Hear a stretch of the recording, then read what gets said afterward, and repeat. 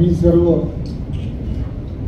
त्या भागातील हिंदू या किल्ल्यावरती मातीचं मंदिर आहे असं म्हणणारे त्यावेळेची असणारी सर्व मंडळी ज्यांनी जो लढा दिला त्यापैकी त्यांच्याबरोबर असणाऱ्या सर्व सहकाऱ्यांचं खरं तर अभिनंदन करावं या दृष्टिकोनातून आणि समस्त सर्व नागरिक त्यांचं कौतुक करावं यासाठी आज पत्रकार परिषद आयोजित करण्यात आली। या संदर्भातली पूर्ण माहिती आपल्याला द्यावी।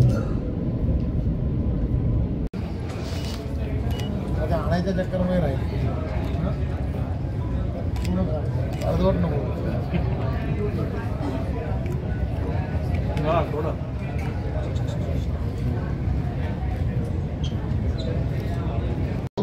खरं तर या निर्णयामुळे आम्हा सर्व कल्याण डोंबिवली असेल किंवा ठाणे जिल्ह्यातील असणाऱ्या आम्हा सर्वांना की जे बाल्यावस्थेपासून आमची सर्वांची जी आस्था होती या आस्थेचं जे स्थान होतं ते आज पुन्हा एकदा या निर्णयामुळे ते मंदिरच आहे म्हणून न्यायालयाने जे घोषित केलं त्याबद्दल मी न्यायालयाचं खूप खूप धन्यवाद देतो।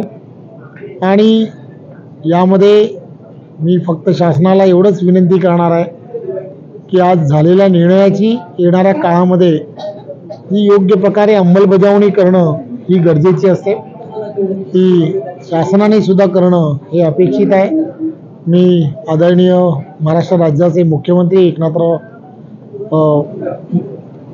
माजी मुख्यमंत्री एकनाथराव शिंदेजी यांनी असेल, स्वर्गीय दिघे साहेब असतील, त्याचबरोबर सर्व हिंदू संघटना असतील की ज्यांनी यामध्ये घेतलेली प्रचंड मेहनत यामुळे हे सहजपणे शक्य झालं असं आमच्यासारख्या सर्व या भागात राहणाऱ्या सर्वांचं मत आहे।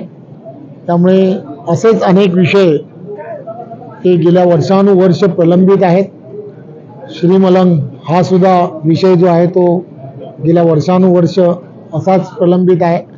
त्याही विषयामध्ये जातीने लक्ष घालून त्याही विषयाला लवकरात लवकर मार्गस्थ करणं हे सुद्धा गरजेचं आहे असं आम्हा सर्वांना वाटतं।